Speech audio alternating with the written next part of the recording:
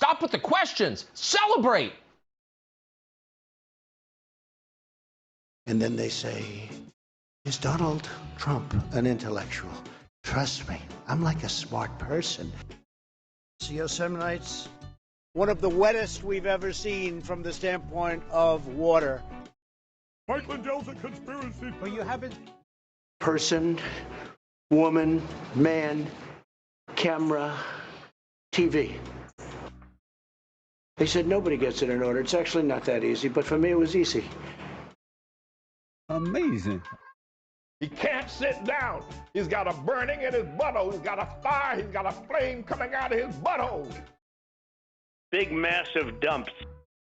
I have a term for that. I call it corporate communism. Somebody sent me a thing this morning where they're talking about putting the vaccine into salad dressing. You see, this is a simple meme that you would find on the internet, but this meme is very real. You ain't seen nothing yet until you see the flaming butthole. Putting us on our knees to China. Now witness the firepower of this fully armed and operational battle station. It's like a shark, NATO, except with poop.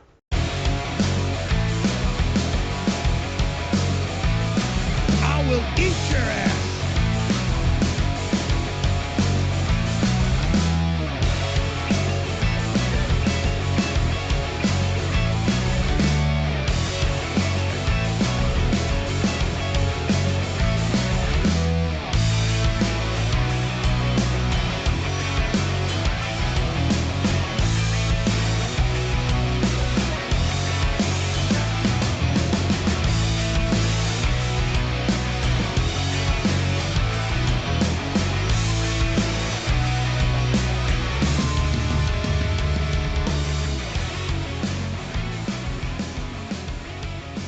Proud the nation.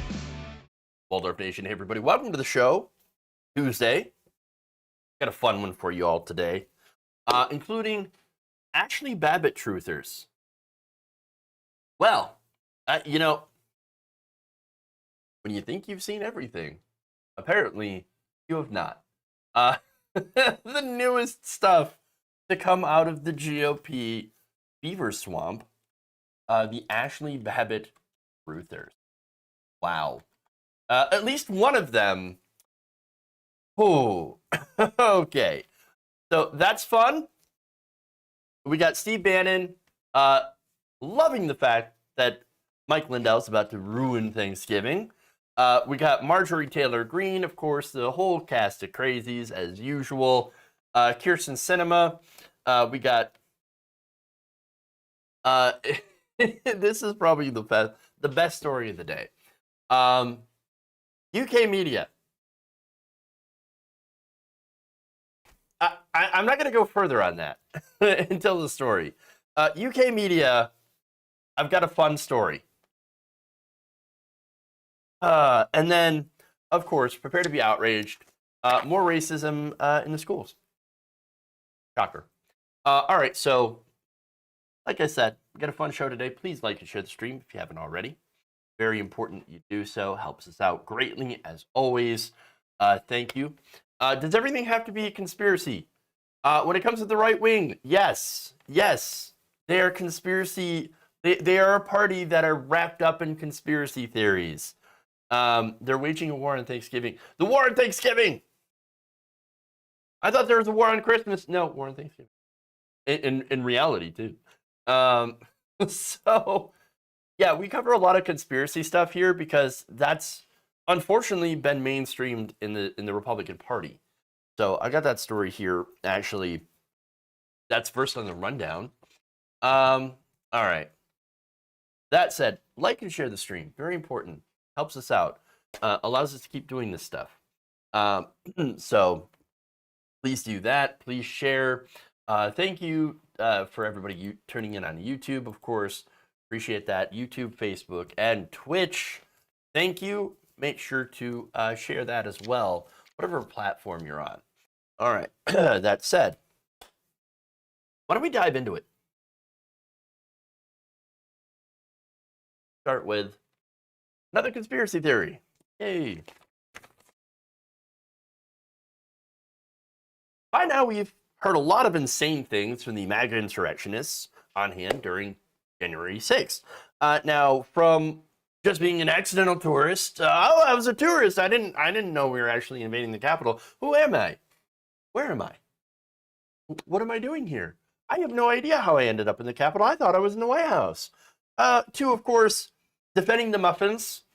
The Muffin Men defending the muffins from the rioters, other rioters, and then singing the songs of my people. And then, of course, we've heard other conspiracies that are related to the entire thing, like, oh, no, it was secret Antifa, secret FBI, et cetera, all in an effort to make Donald Trump look bad, which he doesn't really need any help doing, but okay.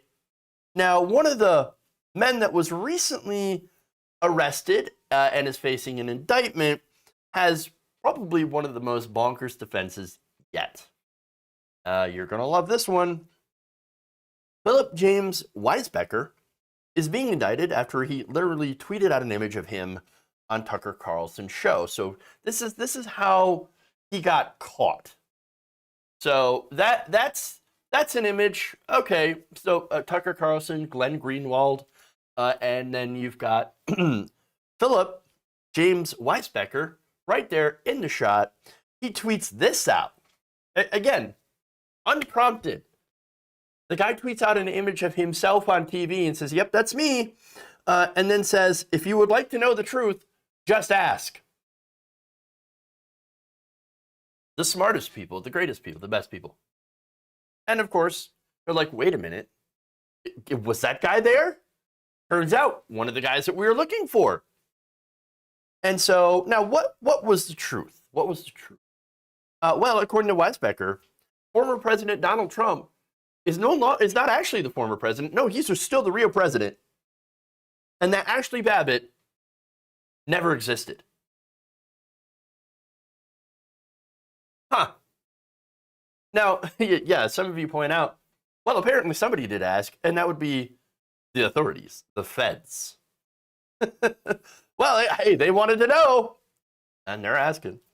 And he's full of information. So now, according to, as I said, Weisbecker, he does not believe Ashli Babbit exists. So who's Ashli Babbit? Well, of course, she was the woman that was fatally shot by a Capitol Police officer, Michael Byrd, during the riot. She attempted to go through a guarded door to the speaker's lobby. From the indictment, though, Weisbecker talked about Ashli, who was supposedly shot in the U.S. Capitol and was from Ocean Beach.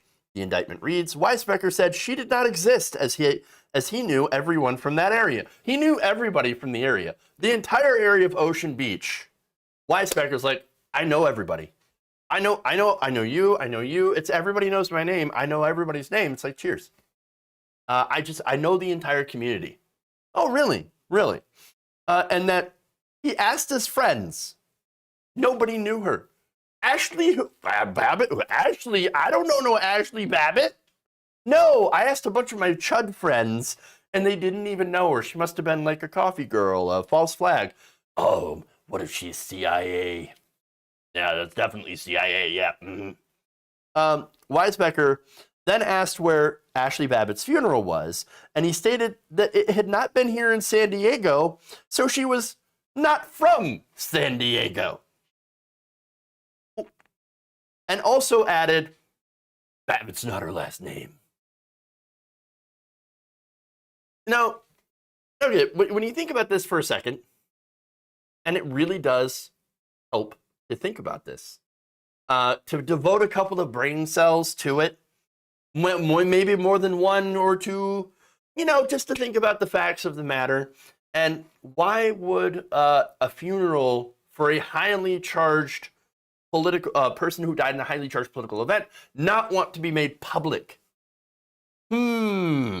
I mean, think about it. Broadcasting the location of her funeral or burial place to the public is not something that the family would think was a good idea, right? Right? It would make sense, right? For one, obviously, it's a personal affair. And plus, there are people out there who would absolutely enjoy desecrating her grave. So would make a lot of sense to keep it private instead of public. But he says, no. The fact that it's not public means it never happened. I just can't find it. I just can't find it. I asked my friends about it. They just have no idea. And so obviously doesn't exist. It's a conspiracy. Okay, but why? But why? That is the obvious question. And when you think about it, the whole thing makes no logical sense whatsoever. And all I ask for you to do, all I ask for all these people to do, is just to think about it for a little bit. Not draw, lines between things that aren't related, which is what conspiracy theorists do, but just think about it for just a second. Why? Why? Logic. Now, there's more. Weisberger also said that he was at the ellipse for Trump's 2-hour speech, where there were thousands of people already surrounding the Capitol. So now, the thing is, the speech, he couldn't exactly know how many people were surrounding the Capitol. He was a mile away. That's how far it was away, the speech was from the Capitol building. How are you supposed to see that? You got like a telescope or, binoculars? You got something going on here? Maybe. I don't know. Nothing was really all that spelled out. So how did you find that out? He also stated that President Trump is still president and that all the statistics showed it and that he had researched the data. He did his own research. I did my research, guys. I did my research. Yeah, I looked up a couple of shitty InfoWar videos. Yeah, it turns out that's not actually research. In fact, that's where you go if you want to be dumber. Like, it's not just about like, oh, I want to have some confirmation bias. No, I go to InfoWars because I want to be legitimately stupider. I want to learn things that are not true and think that they are true. That's what InfoWars is for. That's what Newsmax and even Fox News are for. It's the place you go where you literally want to be stupid. Don't watch them. They make you stupid. Now, one more thing here. As far as who invaded the Capitol, he seems to be a bit contradictory on that one. See, he says, well, it was Antifa, who were to blame for the Capitol attack and said it was a false flag. No evidence, of course. You don't need evidence. You don't need evidence of that. I feel it in my guts. You know what I'm saying? It was the Antifa. Yeah, got a real big gut feeling it was the Antifa. No, maybe that gut feeling was the burrito from the gas station that you ate earlier. You might want to head to the bathroom there. You're full of shit. Now, he also said that while the Antifa were there, all right, so-called American patriots were there to tell the senators to do the right thing, and they were there standing up for their rights. Well, now, hold on. Was it Antifa or was it American patriots? Because, I mean, the Justice Department and FBI found no evidence of Antifa being there at all. And of course, they would have jumped all over it because Antifa is a left-wing group. But no, they didn't find any evidence of that because it didn't actually happen. They weren't actually there. But this guy says, no, it was both Antifa and American patriots that were there that did the thing, except that Antifa actually did the other thing where the American patriots were the ones that were just there, but they were all inside anyway. It doesn't make any sense. Come on, guys. Come on, guys. I mean, if you're going for an insanity defense, well, this is the way to do it. Well done. Although, reading this, I'm not entirely certain that this guy is that sophisticated. I mean, it really does feel like the kind of ranting that you would normally hear on a bus, or on a 4chan page or whatever, on right-wing message boards even. It's just complete and utter nonsense. It doesn't make sense, and it's just all mishmash conspiracy garbage. Like I keep saying, the best people, the greatest people.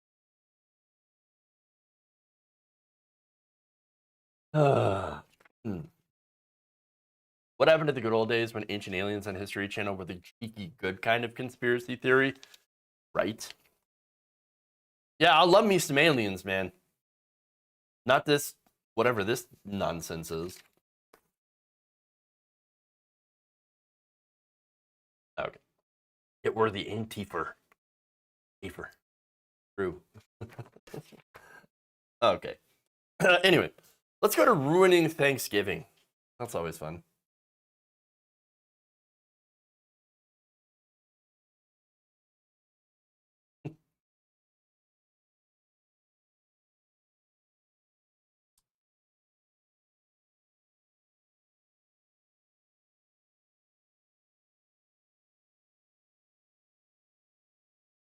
Okay. Recently, Mike Pillow has been going across the country to try to convince state attorneys general to try to overturn the election. The election that has been over for over a year now, and still, he's trying. He's trying. So now, that whole effort has culminated in Mike Pillow not only being sued by Dominion, but also coming up with a new nonsense conspiracy that on Thanksgiving, he will bring this to the Supreme Court, and the Supreme Court will vote 9-0, 9-0, in order to hear the case and to hear his so-called evidence.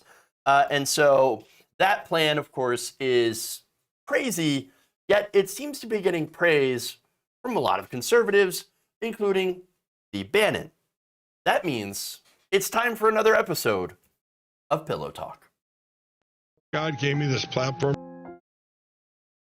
I already know I'm going to win. China did our vote. Biden and Harris would say, hey, we're here to protect the country, and resign. Mike Lindell's a conspiracy. But you haven't. Just forget about the evidence. This was attacked. So, as I said, he discussed his plan last week with Steve Bannon on Steve Bannon's podcast.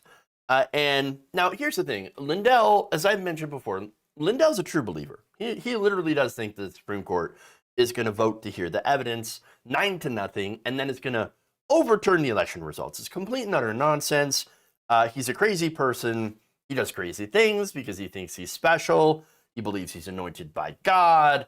All the reasons that we've discussed, because he's been essentially brainwashed by like a shady right-wing organization called The Family. Now, that's Lindell.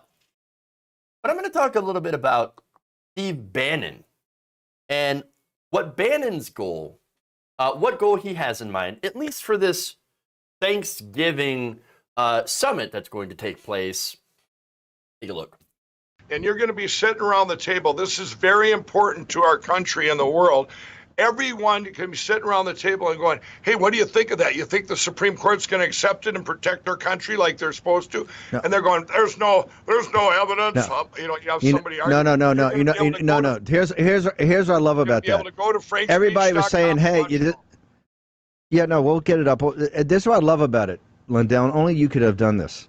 What I love about this, they said, hey, if you just get Trump out, Orange Man bad, and you get Biden, you can start having holidays again without arguing at the table and at each other's throats. But Mike Lindell comes in, and he's going to go the Wednesday, the eve of Thanksgiving, on a marathon, so you can go back and have fist fights, the family squabbles.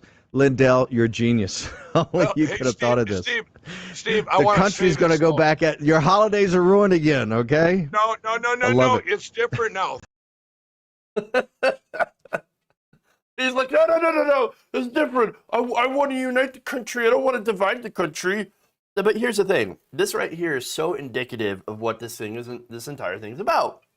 It's not about the election. It's not about overturning the election for Bannon. No.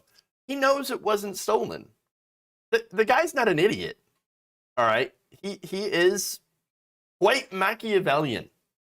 And so what he wants to do, and he showed us there, he wants people to fight. He wants people to fight each other. He wants to divide people over fake nonsense. That's what that is. He wants to keep everybody divided so that way the fash can take power. And he's a member of the fash, divide and conquer. It's kind of the oldest play in the book. And if we're too busy punching each other in the face over Turkey, people like Bannon can go around and they can, for one, pick our pockets using these divisions. And then he can also go and try to put more fash into power, more white supremacists into power. And so understand that Bannon is not a man of the people. He's not like I'm for working class Americans, and I'm just gonna, I just want to make sure that, regular people aren't hurt by their political system, which is corrupt. Yeah, our political system is corrupt. The thing is, it's corrupt, and it benefits people like Steve Bannon. Steve Bannon, literal criminal, stole from people with his phony rebuild the wall project, stole from his donors, bought stuff for himself. Okay, total criminal, total fraud. Took that money, got pardoned by Trump because they are one in the same. They are the same kind of person. They are grifters, but he is a white nationalist. And that's what it is. A white nationalist, white supremacist. And so that's what he wants to do. He wants people to fight because it's really about starting what the pipe dream is on the right wing, right? Their dream is to get Americans to fight each other and create a safe a race war. That's what it is. And a safe space for white people. Aggrieved white Christian conservatives, specifically white liberals. No, you're not included, right? You're not going to be allowed in that space. No, it's only for white right-wing Christians. And so, they're going to kick everybody else out, or at least they want to kick everybody else out. And they want to do that. And this is how they're going to do it. By spreading nonsense election conspiracies in order to divide Americans. And of course, it hasn't divided regular people, but it has divided Republicans from the rest of the country. Now you have a political party that believes that it's part of its identity, its political identity, to believe that Donald Trump had an election stolen from him. And if you think it's going to end with this election, no, it never ends. It never ends. This is the conspiracy that continues going on because every election that we're going to have from now on is always going to be questioned. It's always going to be questioned. It's always going to be, and I understand that if there are irregularities, of course we should scrutinize, elections, especially ones that are super, super close. But understand that this is going to be going forward in perpetuity now. Unless, of course, a Republican wins. Anytime a Democrat wins, or somebody who's not aligned with the right wing, they're going to immediately question it and talk about, of course, voter fraud, the omnipresent threat, voter fraud, which does not exist. Not mass voter fraud. The only times we've seen voter fraud happen is on a small scale, and generally done by the right wing. So now, again, to people like Bannon, Mike Lindell is a useful idiot. He's a stooge. He's a dumb person. He is a dumb person being taken advantage of by a smarter person. Now, again, and you could really kind of talk about the definition of what you would think to be smart. I don't think racists are smart. I mean, you're too stupid to figure out that we're all the same. We're all human beings. But okay, right? But generally, when it comes to strategy, he is a smart person. Bannon is, and he knows what he's doing. And he knows how to manipulate stupid people like Mike Lindell. And that's what's going on here. Now, Mike Lindell was originally brought into the Trump movement by the shady group known as the Family. And his role was to be a Trump booster and essentially a cash cow, giving money to Republicans, giving money to evangelical causes, from his pillow business, giving to Trump PACs. Now he's doing these summits, of course, about the big lie. Now he's being sued by Dominion.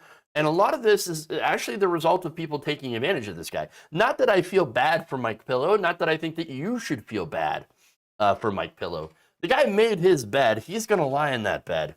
And it's probably going to be a cardboard box by the time that they're done, Dominion is. You know, when they're done with that whole lawsuit there. But definitely Steve Bannon and the family, they're the bigger villains in this. Way more than Mike Pillow, who is the useful idiot that is hilariously doing their bidding by being just a complete and utter moron who will say anything that they tell him to.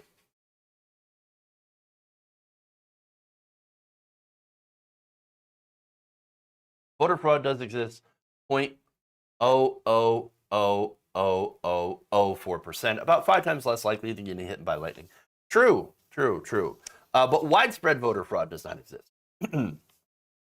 Very important to make that. Yes. All right. Bannon is the personification of a genital wart. Hey, you know what? I think you're doing genital warts really dirty right there. Okay? Same. A genital wart goes to the doctor to get rid of Steve Bannon. Ouch. Oh, I just realized how bad that was.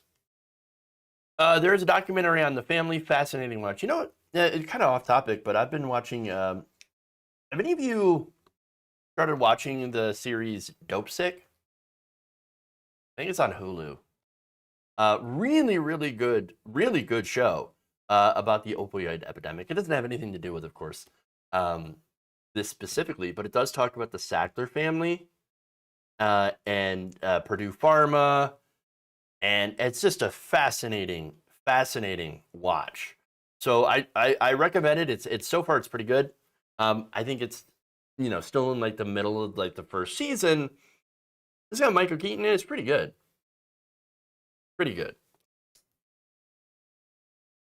Watch that. Gets a recommendation. All right. Anyway, let's move on. We got Marjorie Taylor Greene.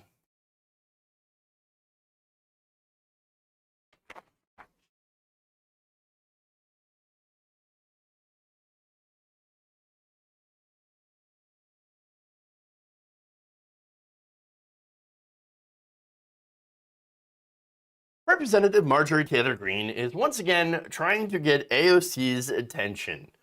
So, look, this is something that Marjorie Taylor Greene has been desperately trying to do. She's trying to get AOC to debate her. Oh, debate me. She's basically a debate bro on Twitter.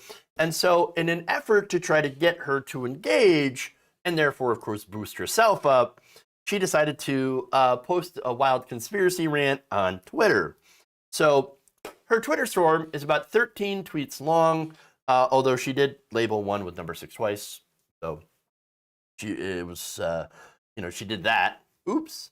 It included her demand that AOC debate me, along with claims that AOC is tearing our country apart because she is a communist. And had participated in a quote-unquote civil war.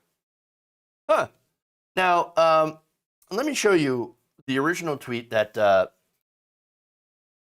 Marjorie Taylor Greene is responding to, because here we are. As any member of Congress who helped plot a terrorist attack on our nation's capital must be expelled. It was a terror attack. That's 138 injured, almost 10 dead. Those responsible remain a danger to our democracy, our country, and human life in the vicinity of our capital and beyond. So this is referencing, of course, that Rolling Stone piece where you had a bunch of congressmen, the Representative Paul Gosar, Louis Gohmert, Marjorie Taylor Greene, and Mo Brooks, and a couple of others, or at least their staff, that were involved with the people who were planning the protest, which eventually turned into the Capitol riot insurrection.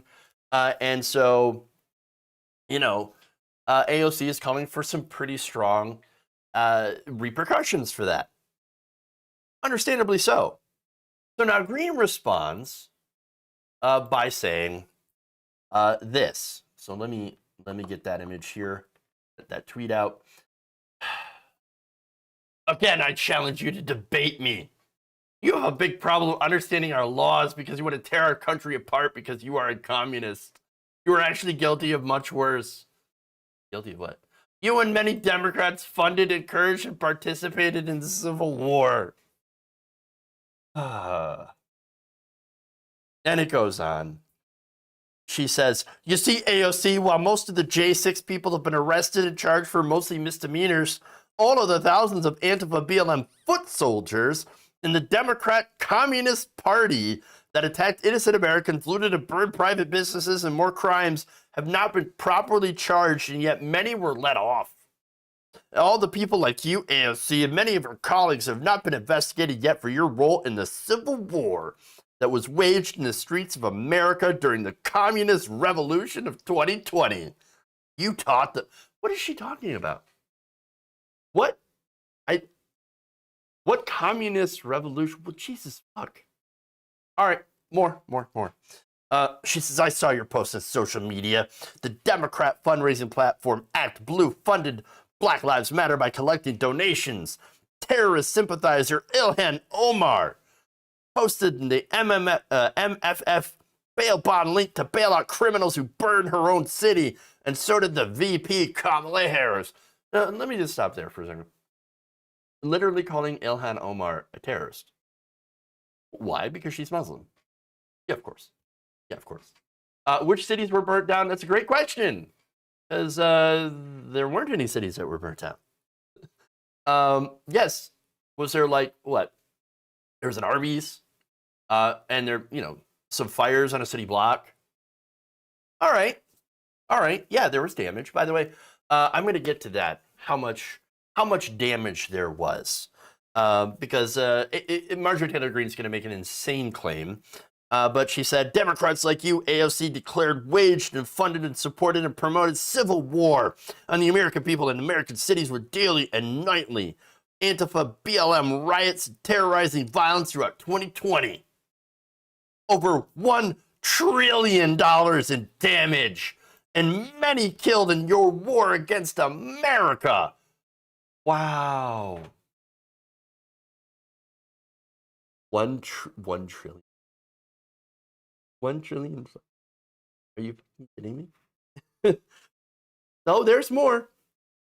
While your destructive socialist fantasies are promoted in the BIF and reconciliation budget, and Biden uses communist tactics forced through private businesses with unconstitutional freedom-violating vaccine mandates, the people see through you. And it goes on and on and on. Now, vaccines are involved, and masks, and it's just a cavalcade of crazy. Okay? And then concludes with, well, you throw pebbles. I look forward to your answer, and if you're able to find the courage to debate me, or will you continue to hide in your office making videos and instructing your ground troops to keep harassing private citizens and businesses that support me? That's rich coming from Marjorie Taylor Greene, who literally, before she was elected, was harassing AOC's office and chasing down Parkland shooting survivors like David Hogg. Are you kidding me? Wow. So, hey, look, I think Marjorie Taylor Greene has found her new calling. She is now a debate lord on the internet. You know the debate lords. Howard, debate me. That's what this is. And so, of course, I'm going to do a fact check because obviously nothing that she said was true at all. She claimed that the BLM protest caused $1 trillion worth of damage. No. It actually cost about $1 billion worth of damage, which is actually a really surprising number. But then again, you had cities, over 20 cities in the United States, millions and millions of people involved.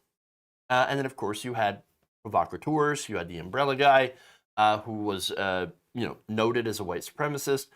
You also had police action. And so that's how much insurance claims paid out, at least.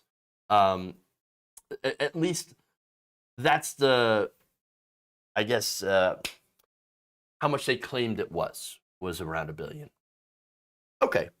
And so now they also, she also had claimed that people who participated in the BLM riots haven't been charged. That's not true either, as I mentioned before.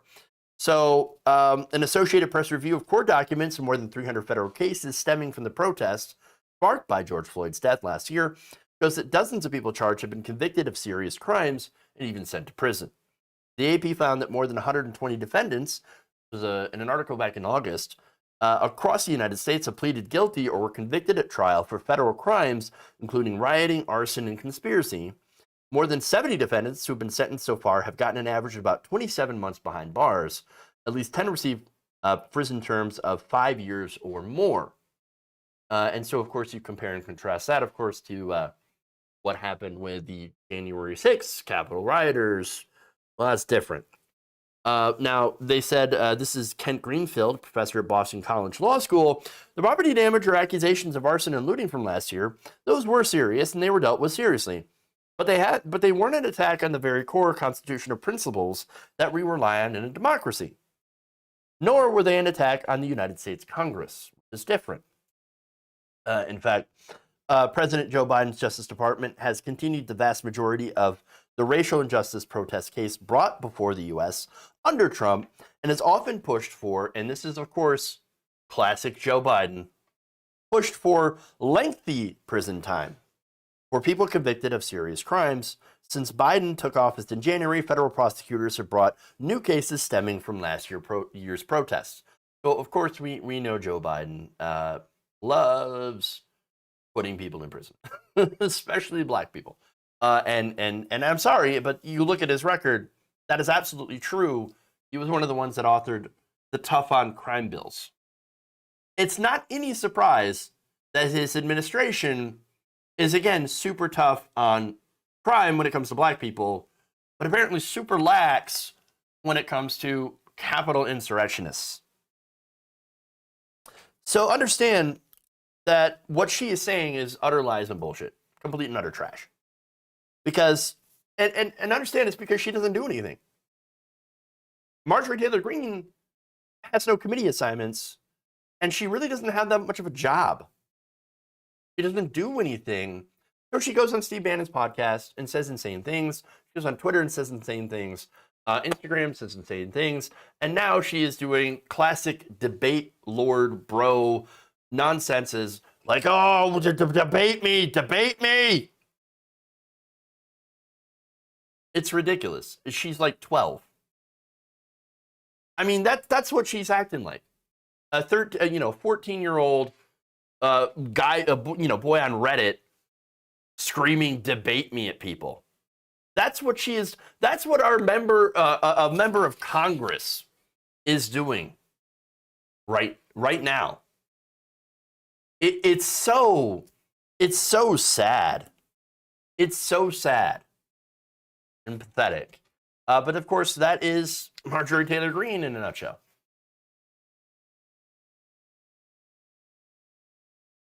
All right. Cops caused most of the damage too. I thought I mentioned that.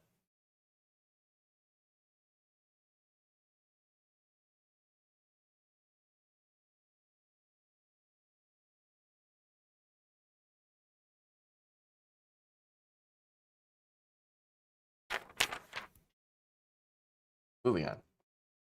We've got Kirsten Sinema.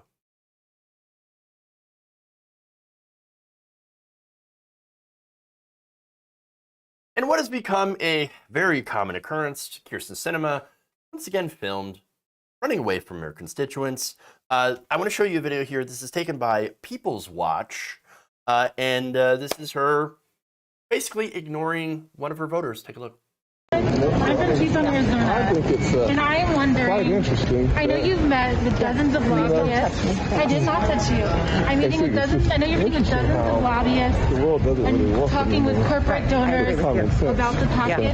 How many times will you meet with constituents? How many times have you met with constituents in negotiating bills? Sorry about this. I think it's part of the course, right? Why won't you meet with my family, the constituents?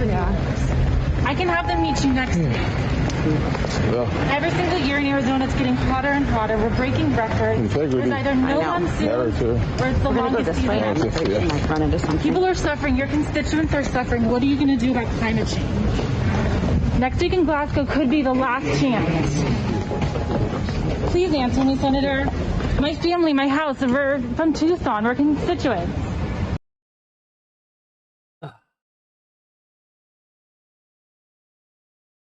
I mean, there it is. There it is. I mean, here's Kirsten Sinema again. Like, oh my God, I can't believe you're like still trying to talk to me. You don't even have to. You don't even have a check. I mean, quit touching me, you. I might get poor people stink all over me. That's Kirsten Sinema in a nutshell. That's what she's doing.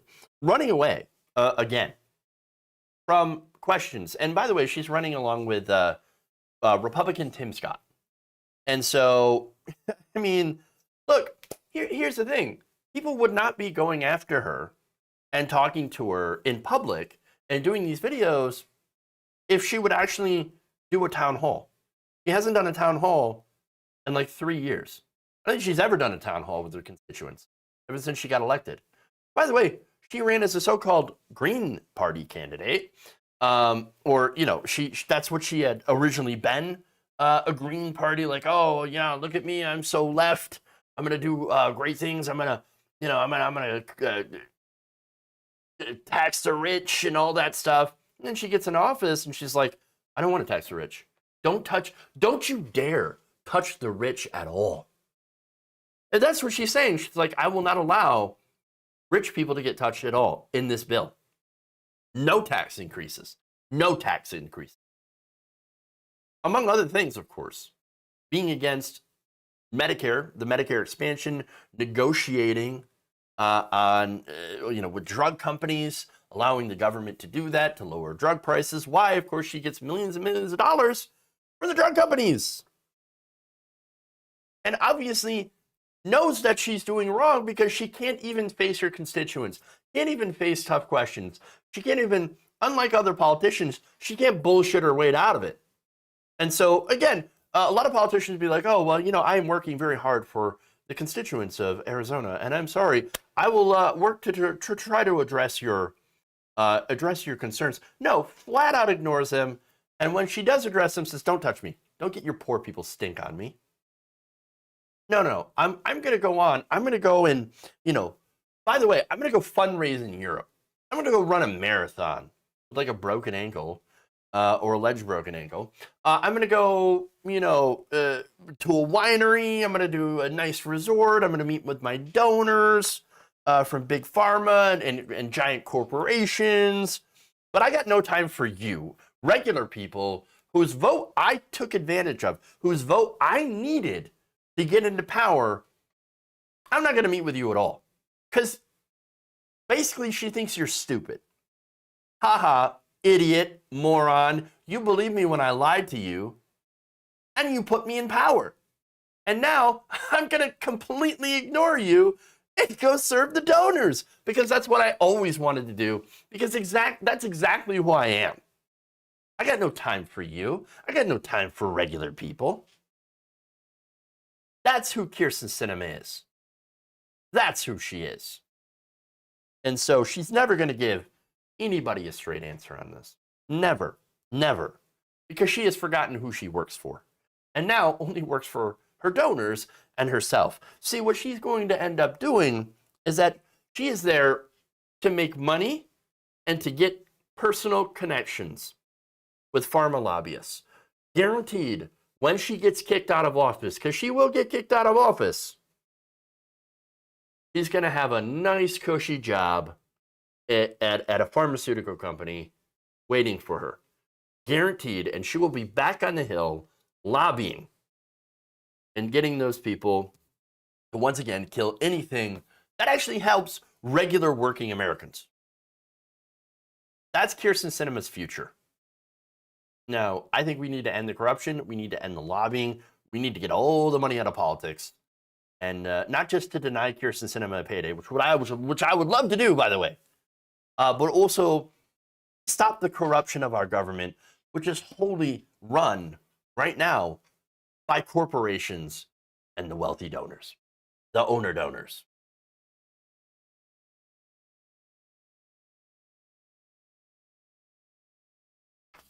All right. Let's have some fun. Sort of.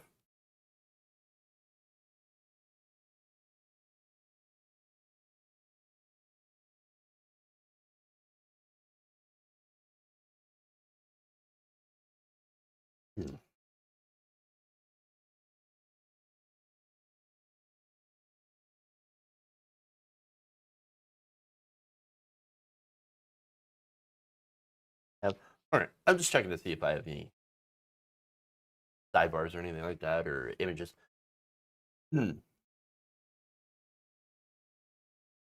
Every once in a while, I like to check into the UK to see how things are going. And, well, I found something that shows how shockingly like American media the UK can be. Morning, Mike. Oh, hello. What are you glued to, Cameron? Just your screen, unfortunately. Unfortunately? What do you do for a living, Well, Cameron? I'm a carpenter. A carpenter, right. So how safe is that for the climate? Well, I work with timber, which is a much more sustainable material rather than concrete. I also But you work with retrofit- trees that have been cut down then, don't you? It's a sustainable building practice. How is it sustainable if you're killing trees? Because it's regenerative, you can grow trees. Right. Well, you can grow all sorts of things, can't you? Well, you can't grow concrete. You can.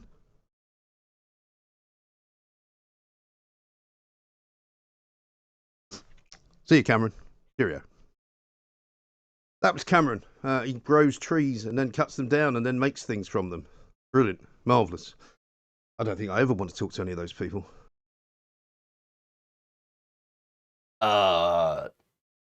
What?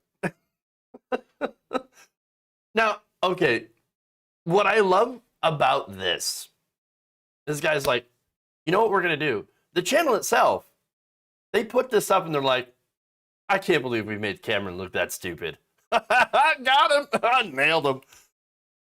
You moron. You just said we can grow concrete. No, they don't grow oh my God. And then cut him off.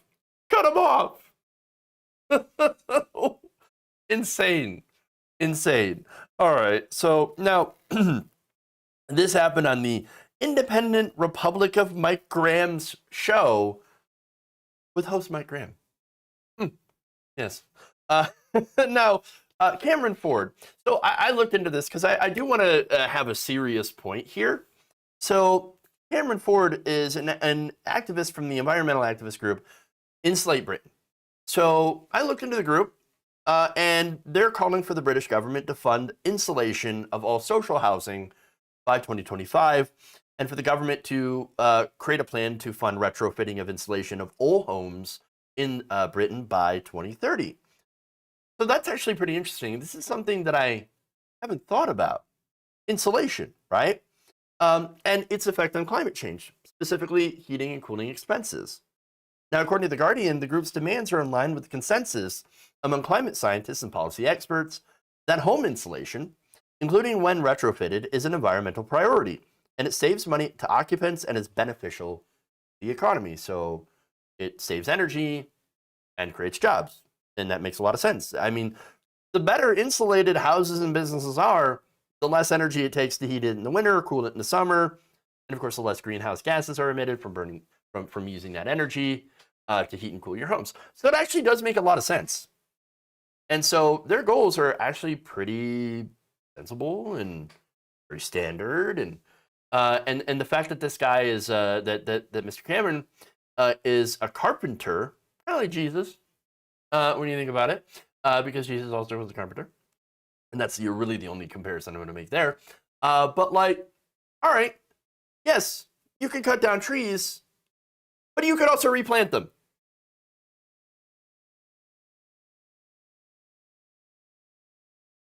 I mean, it is sustainable. It is sustainable as long as you do it right. Now, of course, there are issues with overlogging, of course, and depletion of rainforests, for example, cutting down trees, but they're not using the trees, understand it, in those areas. They're just cutting them down to create more grazing space which of course does ruin biodiversity. And so, look, that's if you're doing it right, trees and lumber are more sustainable. But if you're going to make the argument that no, they're not sustainable because you cut them down, you kill it, and therefore concrete's better, no, that's not factual. Okay, and see, it turns out that let's see. Let's go to the facts here.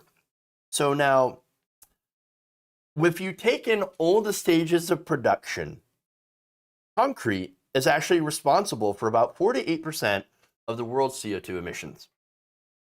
Among materials, only coal, oil, and gas are a greater source of greenhouse gases. Half of concrete CO2 emissions are created during the manufacture of something called clinker, the most energy-intensive part of the cement-making process.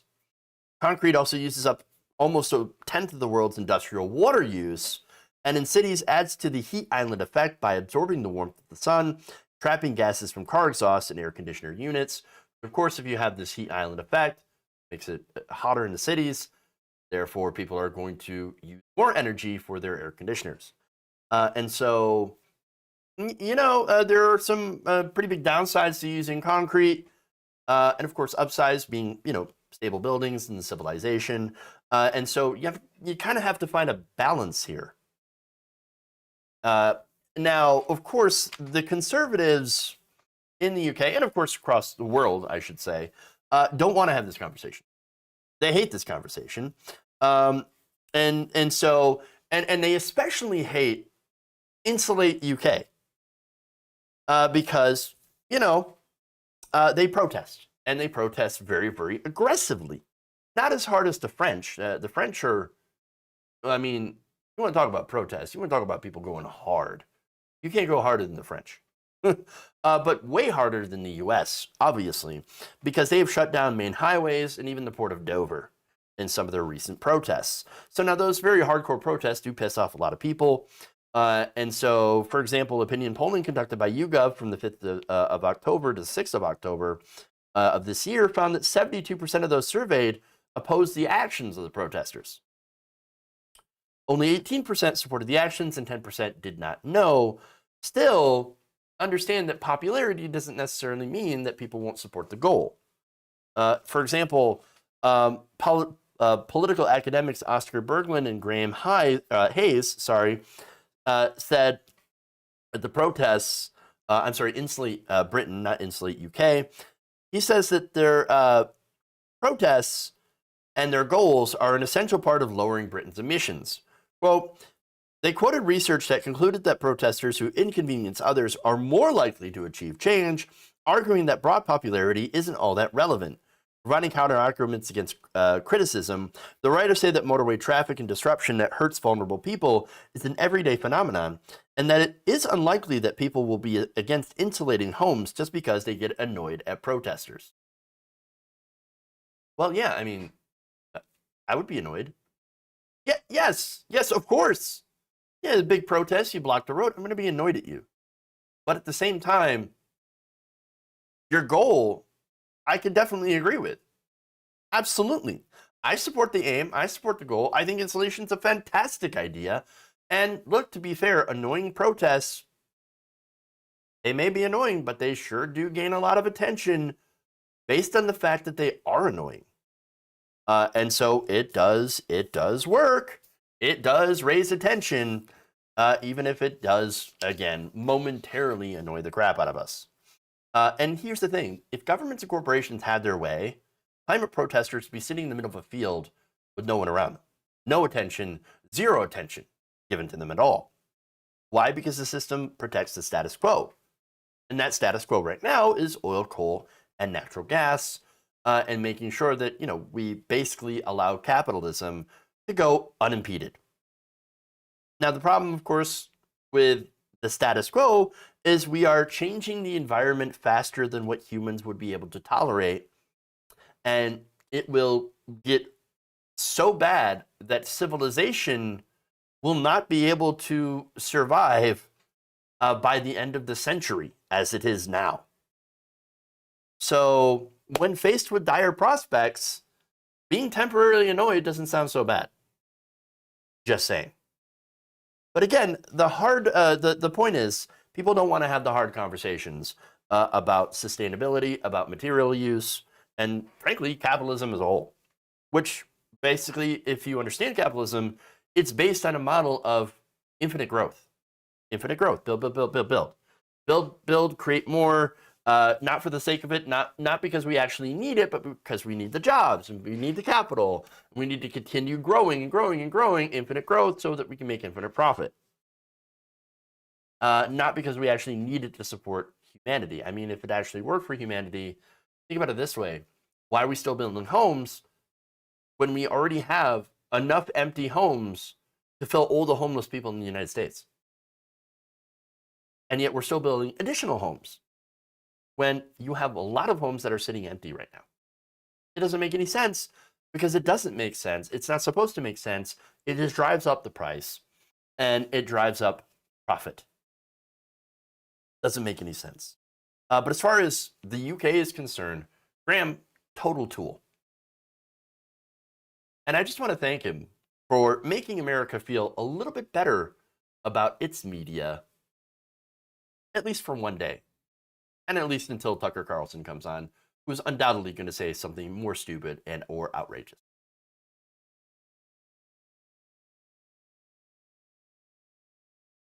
All right. How are foreign billionaires supposed to launder their money then, if not through the U.S. Real estate system? True. True. All right, one more story for y'all. Hold on to your outrage hat.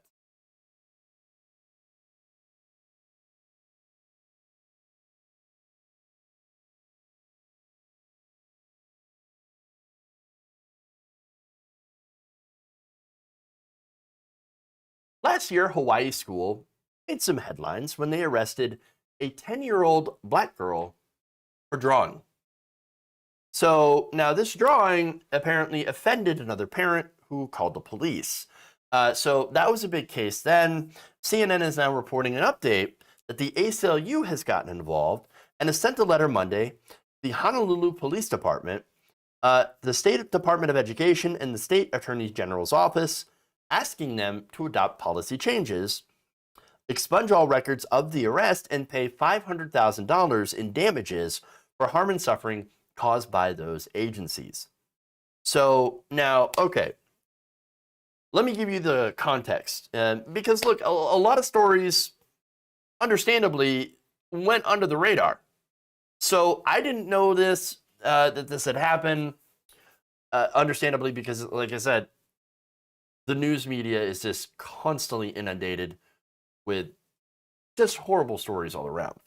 But context here, back in January of 2020, a parent had called the Hanawai Elementary School in Honolulu to complain about a drawing made by this 10-year-old girl and demanded the staff call the cops. Okay, well, wait a minute now. So wait a minute. This mother sees a drawing and goes, well, I am offended. I'm offended by this.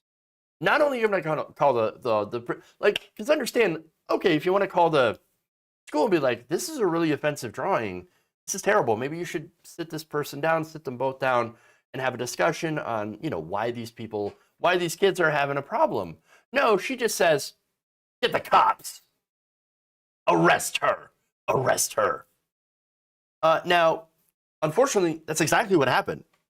When police arrived, the girl, who was only identified as NB, was handcuffed with excessive force and taken down to the police station. The girl's mother, Tamara Taylor, said that she was called to the school, but was not allowed to see her daughter or informed that the girl was handcuffed in front of a staff and her peers, placed into a squad car, and taken away.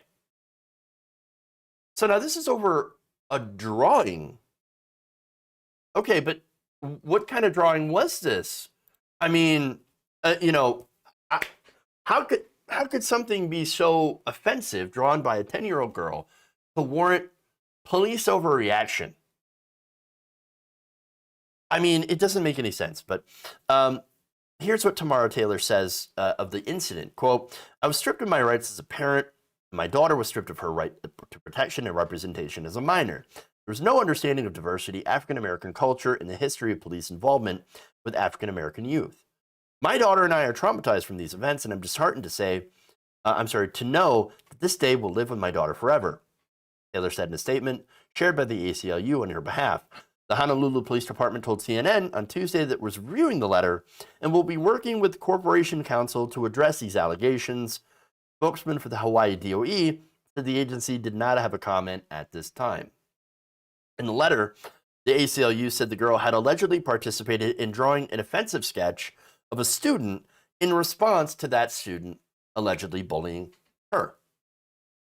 So, okay.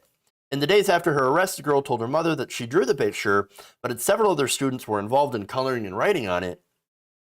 The girl said she did not want the drawing to be delivered, but one of the other students took it from her anyway and delivered it. Now, the copy of the drawing or further details about what it depicted were not disclosed in this, unfortunately, because I'm curious to see what offended someone so much. Because let's be honest, like I've seen some things when I was at school. Had things when I was in school. We all have. It's kids being kids. But this girl, now 10-year-old, gets bullied, draws a mean picture. Picture gets shown. A parent gets super, super offended. And instead of trying to work this out as parents and as kids, she instead says, no, call the cops. Call the cops. I'm going to be a total Karen and get this young girl arrested. Arrested. She's 10. I believe that I have said and done far worse when I was younger and didn't get arrested. I got into fights. But you know what the difference is? Right here, I'm white. And if it's not painfully obvious what the difference is. Now the ACLU and a family attorney have described the actions by the school staff and and police in Hawaii as, quote, extreme and disproportionate. I would agree. And said they suggest the girl and her mother were singled out and discriminated against on account of their race. Before you say, no way, understand that there is a documented history of this stuff happening. In fact, a 2017 study conducted by the Georgetown Law Center on Poverty and Inequality found that black girls as young as 5 years old are viewed as needing less protection and nurturing than white girls. And that, of course, we do know often times that there are young black, both boys and girls, that are often mistaken to be older than what they actually are. And so, I mean, for example, Tamir Rice, he was 12. He was being reported as being much, much older than 12. Okay? But these are kids. They're all kids. And guess what? Kids are going to make mistakes. All right? Kids are going to fight. They're going to feud. They're going to do things that aren't very nice. I don't know if you notice this, but sometimes kids are assholes. And, that's just the reality of it. Okay? And it's understand this is normal. It's normal. I mean, people learn, over time. That's part of life, learning. And obviously, understand, like, everybody knows what it's like to be stuffed in a place where you don't really want to be, surrounded by people you don't like. Now, for adults, it's called work. Okay? It's called the workplace. But, for kids, it's school. But see, adults have more of an ability to kind of work around that and to at least get the job done and more or less be respectful. Children are learning those skills. They don't have those skills yet. And they're going to make a lot of mistakes. And you're going to have to give them a little bit more of a wider latitude. You cannot expect children to act mature 100% of the time. All right? You've got to allow them to learn and to be themselves while offering them, of course, guiding principles. They're going to do irrational things. They're going to do, they're going to throw fits, and you've got to be there. Now, I think that, of course, there should be appropriate punishments that will teach them to do better, not just to focus on punishment. And so being arrested for ridiculous things, come on. It's terrible. And look, this isn't the first time you've seen police involvement in school turn badly, because it always turns badly. Earlier this year, a school resource officer in Florida body slammed a 16-year-old black girl before putting her in handcuffs.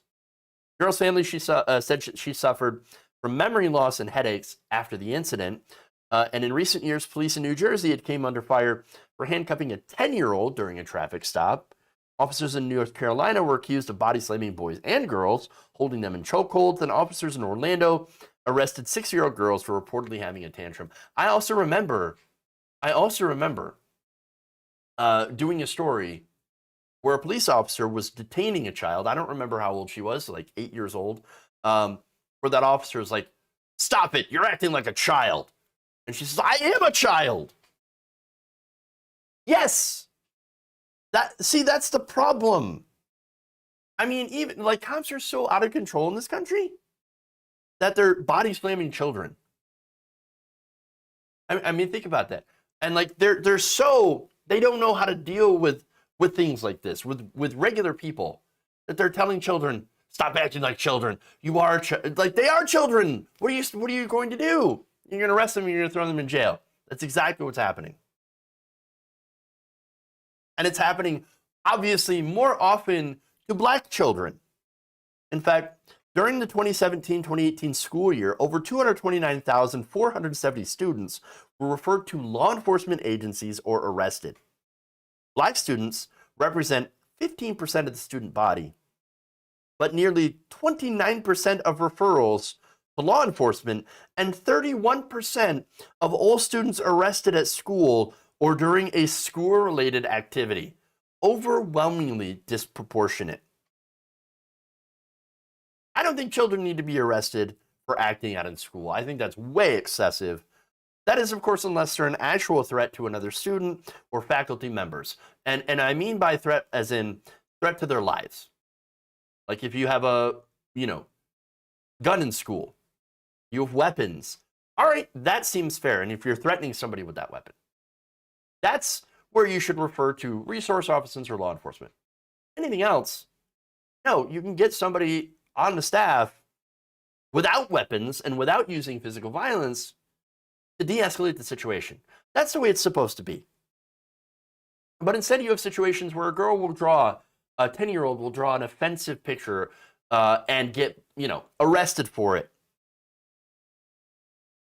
It's ridiculous. Now, one more thing that I want to ask, where are the free speech warriors? Where are all the people that are like, "I can't believe people would get offended by everything"? Okay, well, where are you? Are you criticizing this parent for being offended so much that they had to call the cops and be a super Karen? Where are you guys? Where are you? Where are you? Why are you not all over it? Why is every free speech warrior not out here defending this 10-year-old girl and demanding that this be set straight? Well, I know where they're at. Well, at least I not only know where they're at, but I know why they're not defending her. Because she's black. Of course. And while this is happening, these people are defending rich, white comedians against nonsense cancel culture. That's what they're doing. If you're young and black, you're a target of the system. They don't care about you.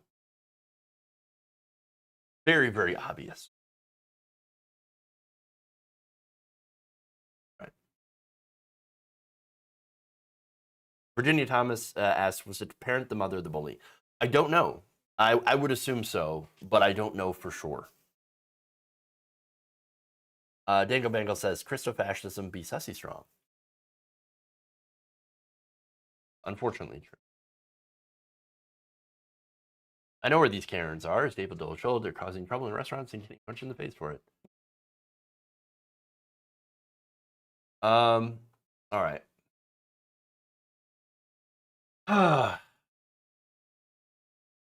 If my child was arrested for a drawing, believe me when I tell you I'd be in jail. It's so ridiculous. It is so ridiculous. Let's see. Danko Beckel says they're defending Chappelle and the right to say the N-word out loud in public with child labor and exploitation. Yeah, it's weird that they're defending Dave Chappelle. It is very strange to see that whole thing happening. But all right, well, I mean, I guess whatever. They're obviously not defending people who really, really are powerless and need that. All right. That's it. That's all I got time for today. That's all I got for you all. Thank you for going around the nation with me today. I appreciate it. Please give us a like and a share. That was from yesterday's Twitch. No new Twitch subs or anything like that today. That's unfortunate. Still trying to grow that Twitch following. Hot take: nobody should get arrested for a drawing. Hot take. It's a super nuclear hot take. They defend Chappelle because they agree with what he said. I didn't watch the special, so I'm not going to comment on it until I see it. But generally, if you're going to say you're Team TERF, well, then I'm not on the same team as you. I'm in the team of trans people. So, and people who are, not super wealthy and talking about cancel culture. It doesn't actually really exist. At least not for rich people. Let's just say that. All right. Anyway, we'll see you all tomorrow. Thank you all. Love you. And remember, change begins with you. Good night, nation. See you all.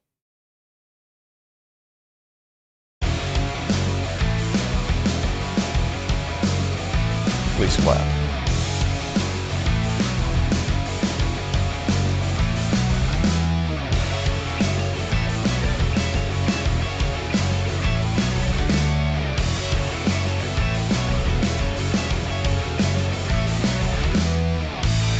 How you like that, boy? Dumps.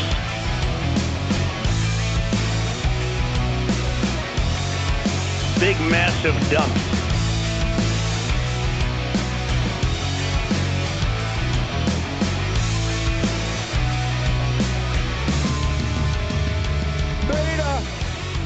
Beta male.